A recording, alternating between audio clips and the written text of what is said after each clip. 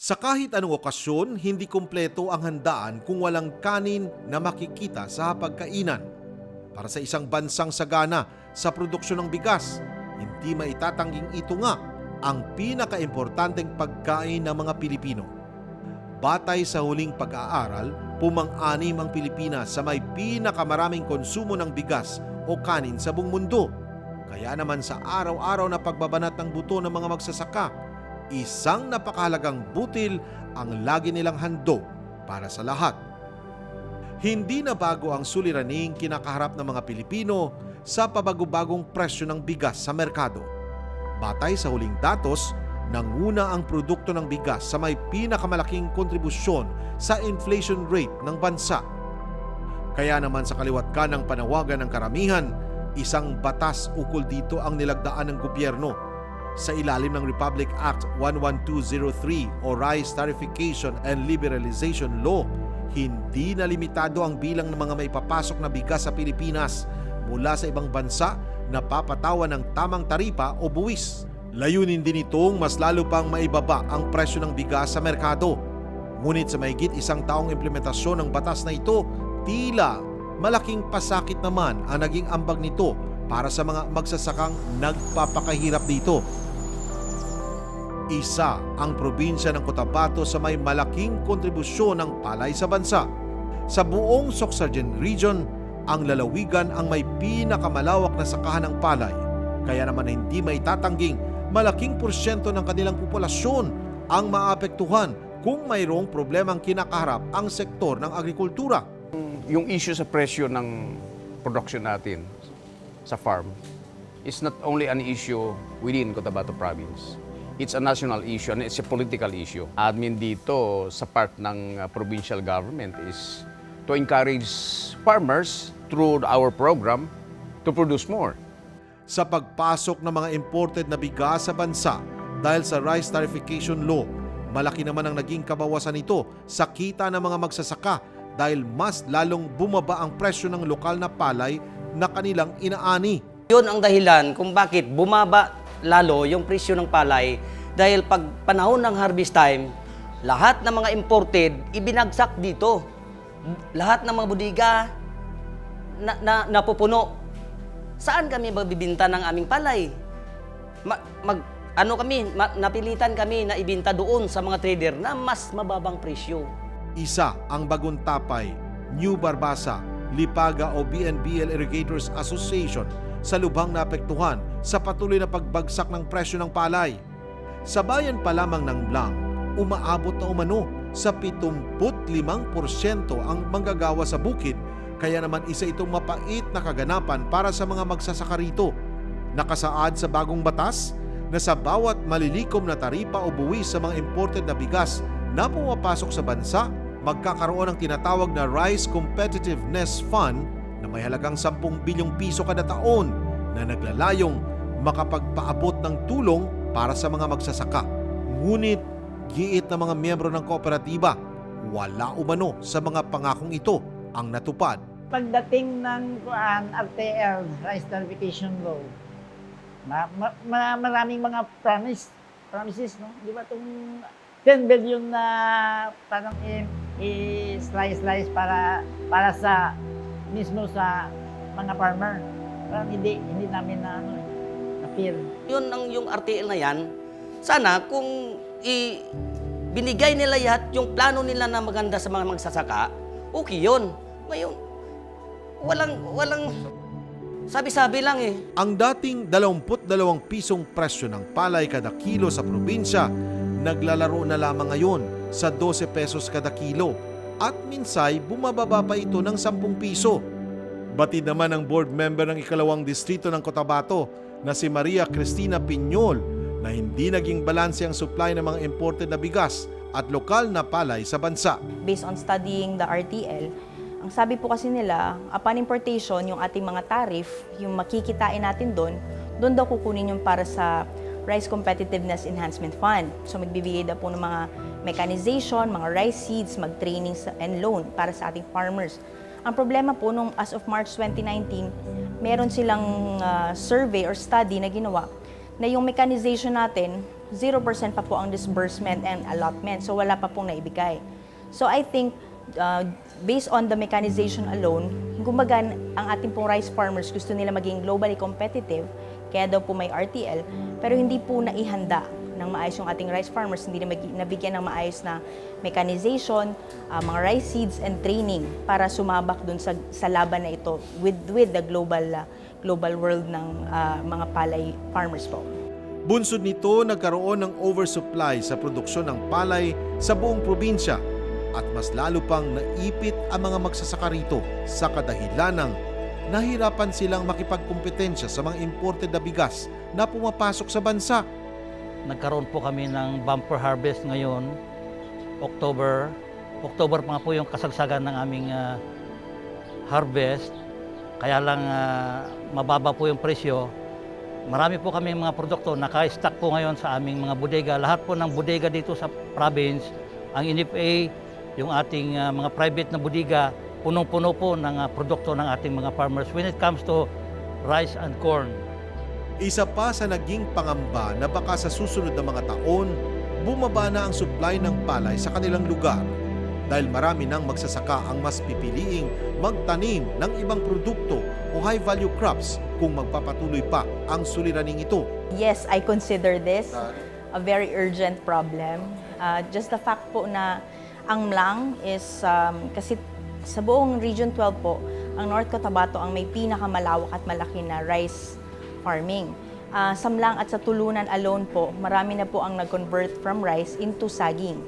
So, sigurado po yan, maapektuhan din yung ating supply dito. At saka, we are rice eaters, mga Filipino. So, gusto po natin, isa na yan na magkaroon tayo ng food security dito po sa ating province. Yun talaga ang pinaka-number 1 na tinatatakutan namin dito.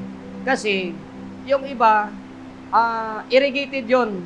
First class na irrigated area. Kina-convert na sa saging, pumilo, yung palm oil. Kasi nahirapan na sila pag yung palay ang tinatanim nila.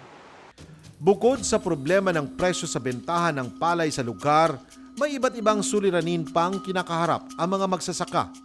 Hindi rin nakaligtas ang kanilang mga sakahan dulot ng pabagong-bagong klima ng mundo.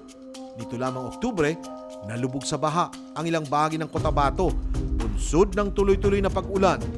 Maliban sa bayan na makilala na niragasan ng flash flood, lubhang naapektuhan din ang ilang barangay sa bayan ng Pikit at Alyosan.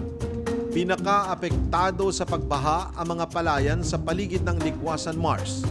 Sa aming naging pagbisita sa barangay Dungguan sa bayan ng Alyosan, mistulang bahagi rin ng Ligwasan Mars ang palayan na ito. Naabutan pa namin ang ilan na pilit na isinasalba ang kanilang itinanim na palay. Hanggat mapakinabangan pa, ginagawan pa natin ang paraan na mapakinabangan natin. Pero kung yung iba, especially sa portion na yan, marami pang hindi na talaga nakuha din, wala na tayong nagawa doon. Hindi rin nakaligtas ang sakahan ng ibang magsasaka rito sa mga nagdaang El Nino. Dahil sa tagtuyot, nasira ang mga pananim at nagkulang ang supply ng palay sa buong lalawigan na nauwi sa pagkagutom. At ang mga sikmurang hindi na nakatiis, nag-aklas at nangalampag sa pamahalaan.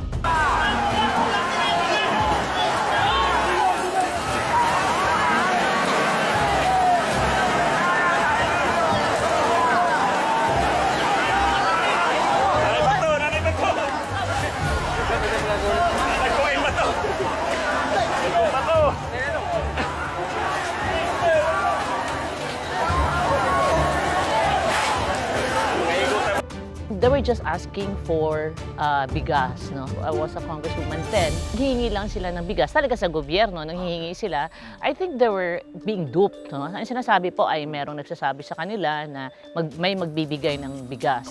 So bumaba po yung ating mga magsasaka kasi panahon po yun ng El Nino. So bumaba po sila at nanghingi po ng bigas. Isa si Cecilio at ang kanyang mga kasamahan sa Midlambed Small Farmer Association o MISFA sa nakiisa sa protesta sa Kidapawan City noong taong 2016. Batid niya na hindi na sana mauwi pa sa malagim na kaganapan ang protestang ito kung tinupad ang pondong kanilang hinihiling. December pa na-declare na calamity area yung Arakan. Abril na sabi niya, bakit hindi pa naibigay sa inyo? Kaya na, kung makabigay, tigado manggid, no? Naglisod manggid kami. Siyempre, naguban pa sila dito kay, para sa bigas. Ayon naman sa dating kongresista noon na si Governor Katamco, isa itong leksyon sa kanilang pinanghahawakan upang hindi na muling maulit ang masalimuot na pangyayaring ito sa kanilang lalawigan. Dapat po talaga tayo sa gobyerno ay titingnan natin itong mga hinihingi ng ating mga magsasaka at huwag tayong antayin natin na magutom sila at bababa dito sa atin para humingi ng bigas. No?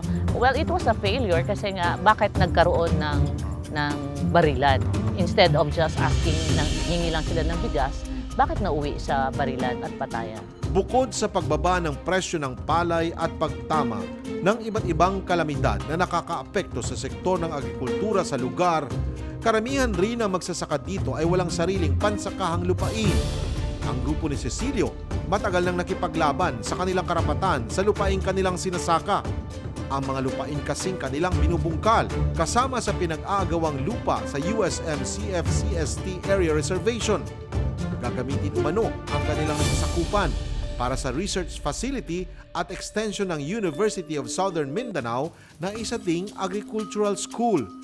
Depensa naman ni Cecilio ang lugar na kanilang kinatatayuan, pagmamay-ari ng kanilang mga ninuno. Pagdating ng mga parents ko dito, wala pang nadeklara ang USM. Yung MIT noon, Mindanao Institute of Technology. Okay.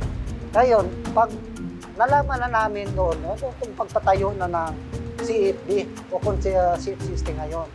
Yan na namin nalaman na mayroon pala, nakatira pala kami dito sa loob ng reservation ng USM at saka CFCST. Kung tingnan mo, pagpunta nila dito ay saka amin nakatira, nauna kami kaysa kanila.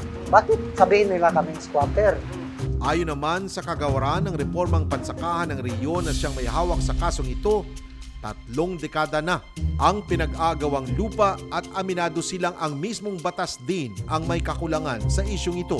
Hindi nila nakita na yun pala ay fully occupied na ng mga farmers doon way back 1950, even before the proclamation.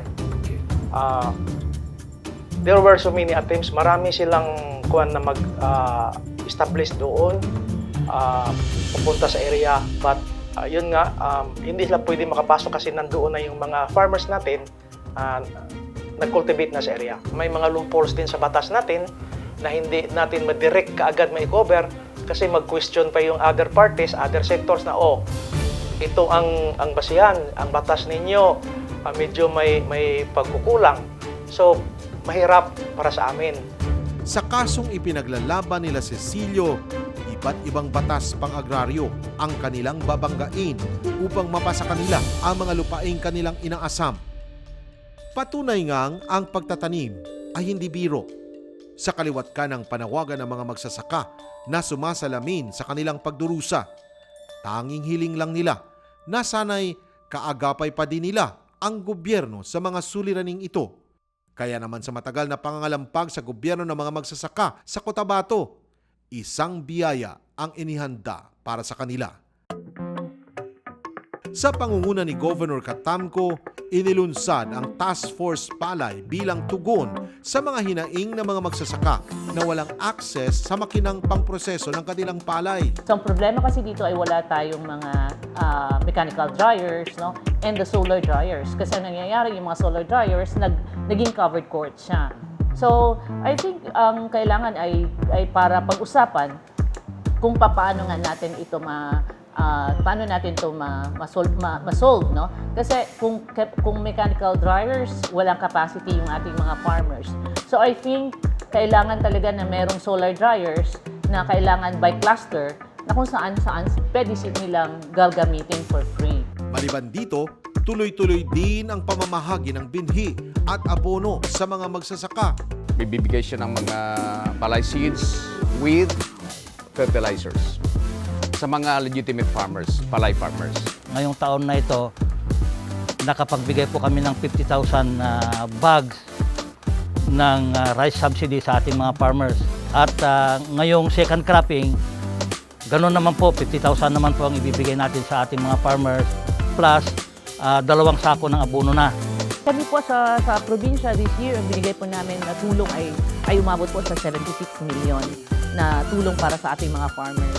Nagbigay po tayo ng mga seeds and then fertilizers at meron po tayong 1,000 pesos to 22,000 farmers. So that's 22 million na ipinamamahagi po natin sa ating mga farmers. Malaki naman ang pasasalamat ni Dante at kanyang kasamahan sa asosasyon sa pagtugon ng lokal na pamahalaan sa kanilang mga hiling. Nagbigay na ng tulong yung provincial government namin dahil alam niya na kawawa talaga yung mga farmer dito. Magbigay rin siya ng mga solar dryers na kailangan ng mga magsasaka dito. At yung rice blower, yung rice cleaner, magbibigay rin kasi yun ang kinakailangan ng mga magsaka dito para maibinta doon sa NFA ang kanilang palay. Salamat sa aming mga mahal na mga nasa taas, mga governors patungo sa aming mga NGO. Wala sila na gano'n, hindi sila nag-iwan sa amin. Kaya salamat sa kay Gov Katampo, sa kailanin sa kay Mayor Abunado, kay Vice sa Mayor Pinoy. Salamat. Nandoon sila kapag kami na naghihirap. Talaga, tumutulong talaga. Sa panig naman ng mga magsasakang lumalaban sa kanilang karapatan sa lupa, natupad na din ang matagal nilang mga hiling sa gobyerno.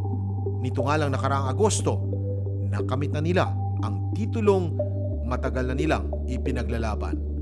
Sa pangunguna mismo ng Department of Agrarian Reform Secretary na si Attorney John Castellanes, na ipamahagi ang halos 4,000 hektarya ng lupa na kabilang sa USMCF-CST Area Reservation sa mahigit 3,000 agrarian reform beneficiaries, kabilang na rito sina Mang Cecilio at ang kanyang makasamahan sa asosasyon. Abot langit lahat yung kaligayahan ng lahat ng mga tao.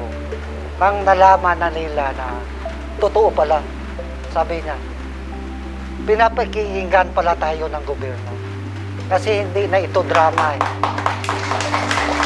Title na ito. At may katotohanan na ito. Kaya nga sa malaking pasalamat namin sa DAR, sa ating presidente, at lalo na sa ating buong may kapal.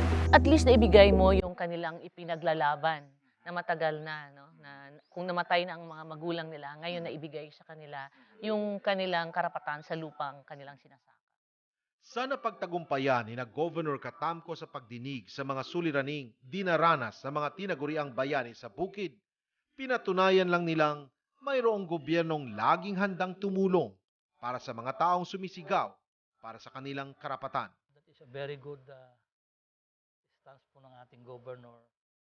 Talagang maka-farmer po siya.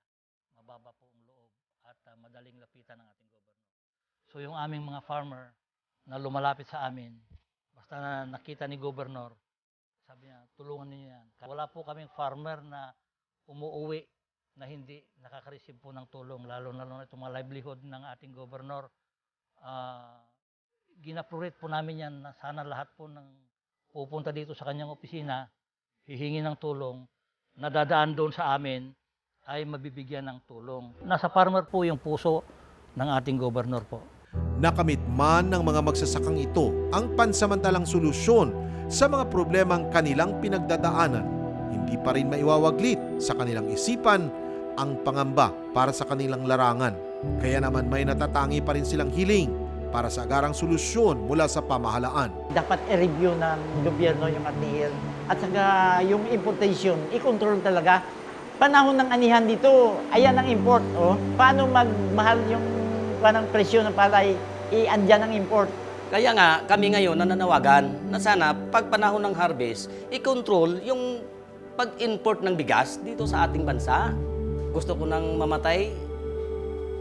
Kasi yan ang realidad ngayon, sir. Hindi ko na kaya. Buong ipinagmamalaki ng mga taga North Cotabato ang malawak at mayaman nilang mga kalupaan. Sa maraming mga dekadang nagdaan, buong ipinagmamalaki nilang ang abundansya ng pagkain nila dito sa lalawigan ay galing sa sipag at galing ng kanilang mga magsasaka. Mayaman man sa lupaing pansakahan ng bansa, kung ikukumpara sa ibang sektor ay tila nahuhuli pa rin sa pagunlad ang sektor ng agrikultura. Isang malaking kabalintunaan ito sa araw-araw na pagkayod ng mga magsasaka. Mabigyan lamang ng sapat na pagkain ang sambayanan. Para naman sa ilang lalawigang umaasa sa mayaman nitong lupaing sakahan, ang pagbibigay kilala sa mga natatanging ambag ng mga magsasaka ang nakatanim sa kanilang isipan dahil naniniwala silang may lunti ang pag-asa kung pagyayamanin ang biyayang hatid ng lupa. Unlad Pilipinas.